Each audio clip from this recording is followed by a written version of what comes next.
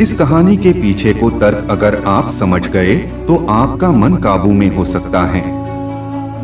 पहली बार जब इस कहानी को मैंने पढ़ा तो मुझे इसका तर्क समझ नहीं आया, लेकिन इसका भाव प्रेरणादायी है। एक बार महात्मा बुद्ध किसी नगर से गुजर रहे थे। बुद्ध की नजर एक कपड़े के व्यापारी पर पड़ी जो दुखी और हताश दिखाई दे रहा था। बुद्ध चलकर उनके पास गए और पूछा कि हे भंते, तुम इतने उदास क्यों हो? अगर तुम मुझे अपनी चिंता का विषय बताओ तो मैं तुम्हारी कुछ मदद कर सकता हूँ। कपड़े के व्यापारी ने बुद्ध को प्रणाम किया और उनको अंदर बुलाया। उस व्यापारी ने कहा कि जब से मेरी पत्नी की मृत्यु हुई है, तब से मेरे घर पर मेरे छोटे बेटे की देखभाल वाला कोई नहीं है, इसलिए मैं हमेशा इसको अपनी दुकान पर लेकर आ जाता हूँ। लेकिन मेरी दुकान पर आने वाले हर ग्राहक की पगड़ी को उछालकर फेंक देता है, कभी कभी उनका झोला उठाकर बाहर फेंक देता है।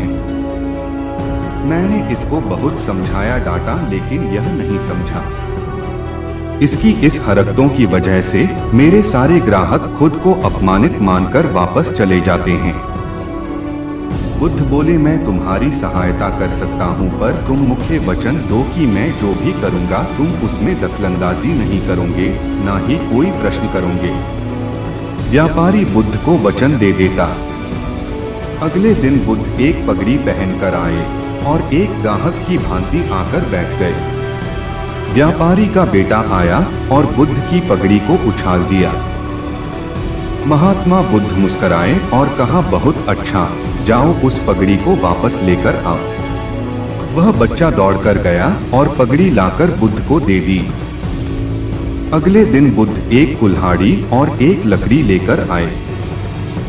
उस लड़के ने फिर से उस पगड़ी को उछाल दी। बुद्ध ने उस लड़के को कुल्हाड़ी और लकड़ी दे दी और कहा, जाओ इस लकड़ी को काटो।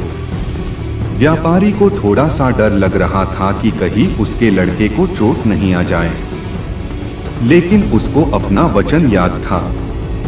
7 दिन तक महात्मा बुद्ध कोई न कोई नया काम लेकर आते और उस लड़के से करवाते। शीघ्र ही वह लड़का भूल गया कि उसको किसी की पगड़ी उछालनी है। व्यापारी बहुत खुश हुआ और बुद्ध को धन्यवाद दिया। मुझे पता है कि इस कहानी का और मन के वश को कोई विशेष संबंध नहीं है, लेकिन पहले आप इस तर्क को समझ लीजिए। अगर हम अपने मन को अपने हिसाब से काम नहीं करवाएंगे तो मन अपने हिसाब से काम करेगा। मन वश में हो सकता है यदि मन को हम अपने अनुसार चलाएं। मन 2 तरीकों से, एक, मन अपने हिसाब से काम कर सकता है, या 2, मन को हम अपने हिसाब से काम करवा सकते हैं।